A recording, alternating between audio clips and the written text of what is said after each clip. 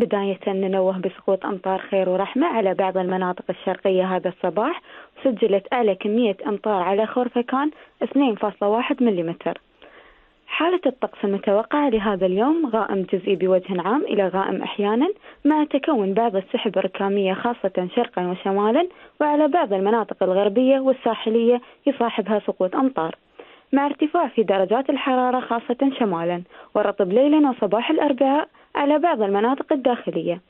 الرياح جنوبية شرقية إلى شمالية شرقية خفيفة إلى معتدلة السرعة، تنشط أحيانا مع السحب، سرعتها من 15 إلى 30، تصل إلى 40 كيلومتر في الساعة. وأقل درجة حرارة سجلت على الدولة صباح هذا اليوم حتى الآن هي 12.1 درجة مئوية، كانت على جبل جيس.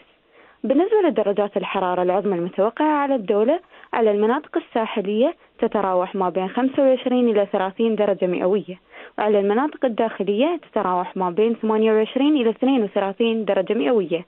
البحر خفيف إلى متوسط الموج، قد يضطرب أحيانا خاصة مع السحب في الخليج العربي وفي بحر عمان. هذا ويتمنى لكم المركز الوطني للأرصاد يوما سعيدا بإذن الله.